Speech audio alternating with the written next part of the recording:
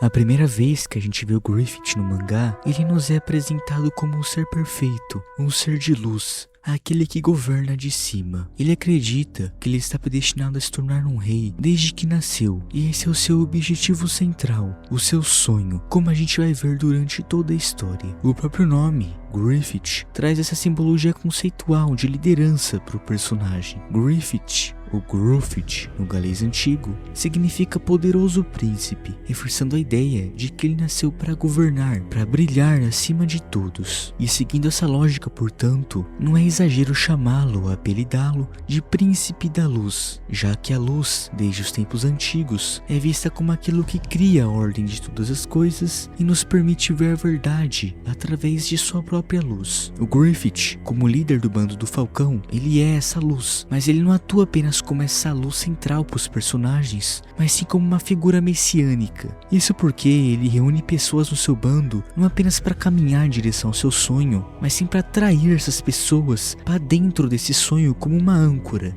A sua presença, ela faz seus subordinados se verem nele, ela faz eles projetarem nele aquilo que eles não conseguem sustentar em si mesmos. Nesse sentido, o Griffith assume a forma do Messias secular, não porque ele prega a salvação espiritual, mas porque ele oferece aquilo que psicologicamente é ainda mais urgente naquele mundo de guerras e sangue, um sentido. Um exemplo disso é o Guts, que por não ter sonhos nem objetivos, colocou como objetivo primordial de sua vida fazer o Griffith alcançar seu sonho. E assim como os apóstolos ficavam em torno da figura sagrada de Jesus Cristo, os membros do bando do Falcão ficam em torno da figura do Griffith. Eles não existem plenamente como indivíduos autônomos, mas como extensão de um centro luminoso. Eles são como uma extensão dessa luz radiante. Sendo assim, o Griffith é para o bando do Falcão, assim como Jesus foi para os apóstolos, um centro de luz. E os membros do bando do Falcão são, assim como os apóstolos, aqueles que seguem essa luz e desejam ser como ela. Mas os membros do bando do Falcão, diferente dos apóstolos, eles não amam Griffith como pessoa, mas sim como uma estrutura de identidade. Eles usam do Griffith para terceirizar o seu próprio eu, projetando nele aquilo que eles não conseguem sustentar em si mesmos. Em O Meio à Liberdade, Erich Fromm explica que muitos indivíduos fogem da liberdade não porque ela é inacessível, mas sim porque desejar por conta própria exige responsabilidade, angústia e risco. Sendo assim, é mais fácil fundir o eu a algo maior, um sonho maior. O Guts, ele é um exemplo disso. Ele não vive como uma pessoa própria, mas sim puramente como uma extensão da vontade do Griffith, porque isso livra de se questionar sobre o sentido de sua própria vida. Jean-Paul Sartre, por outro lado, define isso como uma fé, um movimento em que o sujeito, incapaz de sustentar o vazio constitutivo da existência, entrega a própria liberdade para servir em função de outro indivíduo. Ao fazer isso, a pessoa ela terceiriza o próprio eu. Ela abdica da posição de autora da própria vida e passa a existir como extensão funcional do desejo alheio. E o outro indivíduo, ele deixa de ser apenas um outro e passa a ocupar o lugar de eixo, organizador de sentido, tornando-se o centro em torno do qual a identidade do sujeito se estrutura. O Guts, ele é esse indivíduo. Ele vive e serve em função do sonho do Griffith. E mesmo após o eclipse, ele não se liberta disso e continua como objetivo central de sua vida, o Griffith. Mas agora, não mais como um extensor de seus desejos, mas como um carrasco, aquele que deseja destruir seus desejos e sonhos. E ainda no personagem do Griffith, dá para traçar um paralelo interessante, não apenas com Jesus, mas com a etimologia de Lúcifer. Lúcifer vem do latim, derivado da palavra lux ferri, que significa portador da luz. E antes de se tornar o adversário de Deus, o Lúcifer ele era descrito na Vulgata, uma tradução latina da Bíblia, como Elel Ben Sachar, o que significa a estrela da manhã, o filho da aurora, que brilha no céu antes do surgimento do sol, mais forte que todos os outros, exceto o próprio sol, que simbolicamente representa Deus. E é interessante que o Lúcifer, ele nunca rejeitou esse papel de portador da luz. Ele na verdade gostava desse papel, mas ele não queria mais ser o filho da aurora, a luz que surge antes para anunciar o surgimento do sol. Ele queria ser o próprio sol, ele queria o trono de Deus para si. E por causa disso, a sua punição foi ser exilado de toda a luz que tinha. O Lúcifer, ele foi transformado, não por escolha própria, um ser de escuridão. E assim como a estrela da manhã, que após a queda perdeu todo o seu brilho, o mesmo aconteceu com Lúcifer após a expulsão dos céus. Ele foi deserdado tirado de toda a luz que tinha, e até seu nome, Lux Ferri, foi tirado e reduzido meramente a Satanás, que significa simplesmente adversário ou inimigo, o que seria uma forma de humilhação para ele, pois os nomes, no cristianismo e até na própria Bíblia, nunca foram vistos como uma forma de se referir a alguém, mas sim uma forma de associar uma característica, seja ela boa ou ruim, a uma pessoa. É como se fosse um título. Portanto, essa troca de nomes, de Lux Ferri a Satanás, não é simplesmente para mudar a forma como as pessoas irão se referir a ele, mas sim para mostrar, condensar e rotular em uma única palavra o que é Satanás para os homens e para Deus, um inimigo. Assim como o nome de Deus, eu sou o que sou, é uma forma de dizer que ele é imutável e eterno. Sendo assim, o Griffith é nesse sentido uma figura luciferiana desde o início do mangá. Não que ele seja um monstro desde o princípio, mas sim que ele é um idealista, uma representação de Lúcifer, apresentado como portador da luz e da beleza no início, e é apresentado como demônio, o Fento, após o eclipse. E esse evento do eclipse, ele é interessante, pois o eclipse associa, ou pelo menos de certa forma lembra, a estrela da manhã, o surgimento da luz que anuncia o sol. Mas essa luz, ela não é mais branca nem pura, ela é vermelha, maculada, como se tivesse sido corrompida. Mas a sua luz, é claro, é mais forte, maior, mas ela não é bela. Ela não causa mais aquela sensação de sublime aos olhos. Ela é uma luz falsa.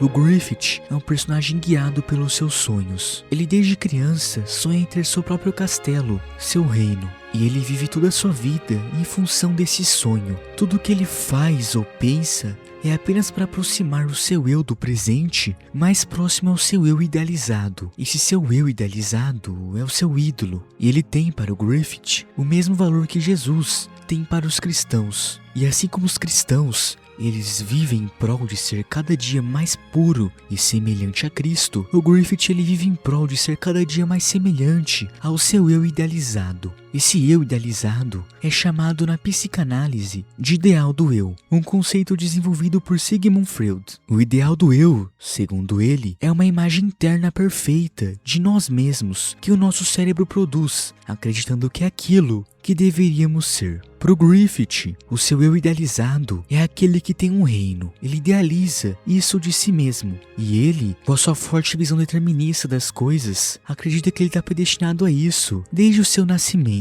E é essa visão determinista, essa visão de não livre-arbítrio que influencia diretamente os comportamentos e ações do Griffith. O pensamento determinista, ele parte da premissa de que todo comportamento humano é um efeito necessário de causas anteriores. Nessa visão, na visão determinista, o eu, ele não é um agente livre e nem pleno. Ele é apenas um ponto de convergência de forças. A convergência de forças, para quem não sabe, é um conceito que diz que o eu, ele não nasce do nada, nem age isoladamente, mas é empurrado pela interseção de várias forças que atuam ao mesmo tempo. Sendo assim, o sujeito ele é um ponto onde várias influências se encontram e formam quem ele é. Essas forças, essas influências, elas são biológicas, através da genética, que fazem com que as pessoas nasçam mais reativas e outras mais inibidas. Elas também são psicológicas, através de experiências de infância e traumas. Sociais, através de expectativas externas que as pessoas põem em nossos futuros, e também podem ser culturais, como a religião, onde é diferente em cada lugar. Esses pontos, essas forças, elas se juntam como um laço e formam quem somos. Sendo assim, a partir dessa premissa, podemos ter a conclusão de não livre-arbítrio, pois tudo o que fazemos, ela parte da junção dessas forças que nos influenciam antes mesmo de decidirmos o que fazer. Tomamos o Griffith como exemplo. Se ele nascesse na nossa época, sem reis, com menos guerras e sangue, ele seria totalmente diferente, pois o ambiente externo de paz o influenciaria indiretamente a ser assim. E algo interessante no personagem do Griffith é que ele sim se importa com seus amigos e integrantes do bando do Falcão, principalmente com o Guts. Ele vê no Guts não apenas um soldado, mas um amigo. Ele busca em suas decisões a aprovação do Guts e se importa com ele quase tanto quanto o seu sonho, mesmo que ele não admita, como na vez que ele salva o Guts no confronto contra Zot e quando o Guts pergunta o motivo por ele ter voltado, ele não sabe responder e nem por que fez isso. Mas ao mesmo tempo que o Griffith, ele se importa com os membros do Bando do Falcão, ele se importa ainda mais com seu sonho. Os seus amigos, eles são sim importantes, mas quando comparados à importância do seu sonho, a importância deles pro Griffith empalidece. E a beleza externa, a perfeição que o Griffith mostra aos seus membros do Bando do Falcão é falsa. Isso dialoga diretamente com a ideia do psiquiatra Carl Jung, onde a psique humana é composta por 3 camadas diferentes que precisam ser integradas para que o indivíduo se torne inteiro: a persona, a sombra e o self. A persona é o eu social, aquilo que mostramos aos outros. Não é o nosso eu verdadeiro, mas sim um eu idealizado e perfeito. A sombra, no sentido mais literal da palavra, é como se fosse um lixão. Ela é a junção de todas as características ruins que há em nós, que nós suprimimos e jogamos no fundo da nossa alma para ela desaparecer. E por fim, vem o self. O self é o que somos de verdade, com todas as nossas falhas e imperfeições. O Griffith, quando ele aparece pela primeira vez, ele está coberto pela persona. Ele se demonstra como um ser perfeito, belo, sem falhas. Mas ao decorrer da história, o Miura, ele nos apresenta a sombra do Griffith, o lixão onde ele guardava seus defeitos. Esse lixo, ele estava cheio, transbordando. Então não era possível prender todos os defeitos e sempre algum escapava. E isso vinha no Griffith em forma de automutilações e sentimentos ruins. A automutilação age aqui como uma forma de sentimento ruim também, pois tudo que o Griffith mostra de mal em si vem de seus sentimentos vazados. Ele, que sempre suprimiu os sentimentos da sombra, ao demonstrá-los, não consegue os controlar e se escraviza por eles. E após o eclipse, após sacrificar tudo, podemos dizer que o verdadeiro Griffith, o Self, morreu, pois quando ele renasce, pós-eclipse, ele não é mais aquele seu eu, cheio de falhas, mas sim uma incorporação da figura, do eu perfeito que ele tinha criado. Ele se transformou totalmente na persona, convertendo esse seu Self. E o Fento, ele é a encarnação física de toda a maldade do Griffith, da sua sombra.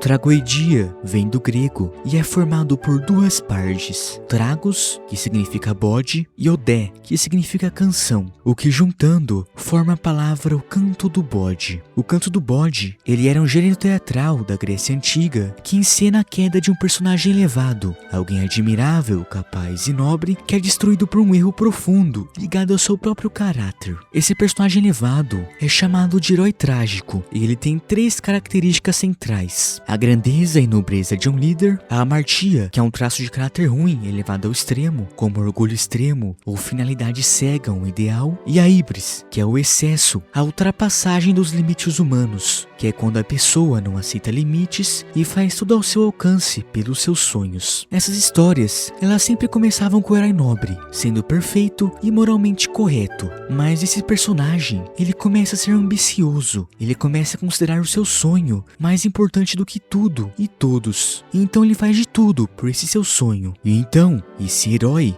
ele tem a sua queda moral. E inevitavelmente ao longo da história, ele também tem a sua queda física. Ele é humilhado e perde tudo, semelhante ao Griffith ao ser torturado pelo rei. A diferença é que o herói, ele reconhece os seus erros, mas ele sabe que não pode mais voltar atrás, e assim a história acaba, com o herói arrependido e sofrendo. O Griffith, ele também reconhece que ele tá errado, mas ele não acha que o erro tá nas suas maldades. Ele acha que o erro tá em seu apego ao Guts e seus companheiros. Ele acha que o erro dele foi que ele não sacrificou realmente tudo por seu sonho. E quando o Guts resgata ele, ele sente essa dor, esse apego, a pessoa que ele se porta quase tanto quanto o seu sonho. E naquele momento então, o Griffith é confrontado entre escolher viver para sempre, sendo cuidado por Guts e Casca como uma criança doente, ou seu sonho. O Behelit, ele funciona nesse contexto como um pacto demoníaco, um objeto que oferece transcendência ao custo da ruptura definitiva com a condição humana. Se Griffith o aceitar, ele terá que trocar a alma de todos do Bando do Falcão pelo seu sonho. Se ele recusar, ele continuará vivendo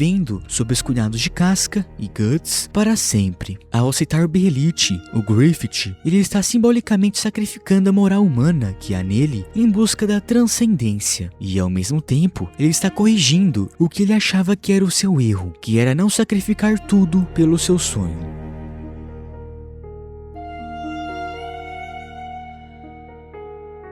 O Guts, ele passa exatamente pelas mesmas experiências psicológicas que o Griffith, e ele funciona como uma nova lente, uma nova forma de ver e responder a essas experiências psicológicas, fazendo com que ele não se perca dentro de seus conflitos internos e supere a si mesmo, tendo uma boa relação não só com Casca, mas com todos os seus amigos. Vemos isso quando o Guts é confrontado por seus traumas da infância, mas ao invés de reprimi-los, ele os confronta e os compartilha com a Casca, pretendendo superá-los, contrastando fortemente com Griffith, que após se deitar com a princesa Charlotte, ele decide reprimir seus sentimentos e traumas e escondê-lo de todos, nunca os enfrentando ou tentando os superar. No arco do Espadachim Negro, o Guts também passa por outra experiência psicológica, semelhante ao Griffith, a experiência de ter um sonho, um objetivo acima de tudo. Esse sonho, esse objetivo, é matar o Griffith. Ele não se importa com o que ele tenha que fazer para isso, ele quer apenas realizar o seu sonho. E assim como Griffith reprimia seu eu interno e na superfície mostrava um eu ideal, belo e sublime, do Falcão, o Guts, ele reprime o seu eu interno, a sua confusão, dor e tristeza após eclipse, e na superfície mostra um eu, não perfeito e belo como o do Griffith, mas um eu cheio de ódio e raiva. Ele acredita que se tornando pior que o Griffith e matando, a dor em seu coração se aliviaria. Mas diferente do Griffith, o Guts, ele consegue se libertar. Ele acha alguém que é para ele mais importante que esse seu sonho, esse seu objetivo. A Casca para ele é como o Guts foi pro Griffith antes do eclipse, um amigo, alguém que ele se importava quase tanto, se não tanto, quanto o seu sonho. Mas o Griffith, como ele reprimia os seus sentimentos e não os confrontava como o Guts, ele se sentia confuso. E ele não sabia que o Guts era tão importante assim para ele. E só quando ele é torturado pelo rei por um ano que ele se dá conta disso. Quando ele estava sozinho, fragilizado e vulnerável naquela cela, ele não tinha mais como esconder, reprimir os seus sentimentos, nem colocar uma máscara e fingir uma persona. Ele teve que encarar tudo isso enquanto estava sendo torturado. Mas o Griffith, por reprimir seus sentimentos desde a infância, ele não entende completamente ele e acha que o Guts é culpado disso tudo, de todo o seu sofrimento. Se o Guts não tivesse o abandonado na Batalha da Colina em busca de um sonho, talvez tudo fosse diferente. E então, quando confrontado entre Guts e seu sonho, o Griffith escolhe o seu sonho, não porque ele não se importa com Guts, mas sim porque se ele não escolhesse o seu sonho, ele teria que viver para sempre, sendo cuidado como um bebê pelo Guts e pela Casca. E ele, alguém narcisista que gosta de ter os outros como seu domínio, jamais conseguiria suportar isso. Isso tudo, mas a grandeza do seu sonho e a raiva que ele sentia do Guts por abandonar, o fez escolher seu sonho.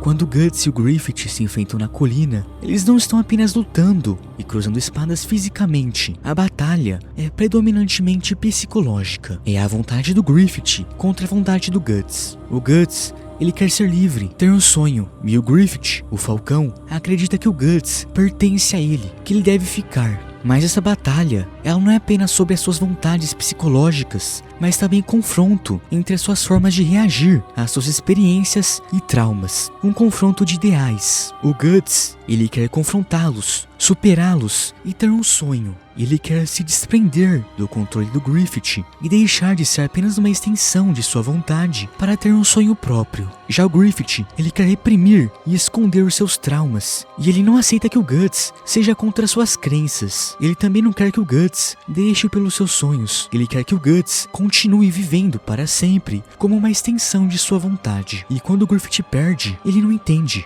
O Guts, aquele que sempre viveu apenas como uma extensão de seus desejos e sonhos, conseguiu superá-lo? Ele pensava que o Guts viveria para sempre como uma extensão de sua vontade, agindo sempre em prol de seus sonhos. Ele se apegou ao Guts. O Guts era o único que o entendia, o único com quem ele poderia ser mais vulnerável, liberar tensão, sorrir. Por isso, quando o Guts vai embora, o Griffith cai de joelhos, desacreditado e também em choque. Ele estava totalmente apegado ao Guts, e ao ser separado à força dele, por escolha própria do tal, ele fica confuso, e a partir daí, tudo começa a desandar. Ele é pego com a princesa Charlotte e é preso, e ao invés de tentar se safar da situação, como ele normalmente faria pelos seus sonhos, ele provoca e zomba do rei. E o lugar onde o Griffith e o Guts se enfrentam, na colina, não é mera coincidência, mas um conceito simbólico central. As colinas e montes representam diversas culturas e religiões, locais de revelação, julgamento e ruptura. É um espaço liminar, nem totalmente terreno, nem completamente elevado. Ali, naquela colina, o Griffith teve a revelação do que ele sente pelo Guts, o julgamento, que foi a batalha entre os dois, e a ruptura, que foi a separação deles. E a colina, paradoxalmente, também representa a grandeza do Griffith para o Guts, como ele era inalcançável e superior. E quando o Guts o derrota, essa hierarquia, essa diferença que existe entre eles, se desfaz. O Guts, ele deixa de ser uma extensão de seus sonhos e desejos e passa a assumir um papel central em sua própria vida, indo atrás de seus próprios sonhos. Já para o Griffith, quando o Guts o derrota naquela colina, aquilo marca o ponto da sua queda, não apenas física, mas psicológica. Aquele momento, a sua derrota, marca o ponto em que tudo começa a desmoronar e dar errado na história para ele.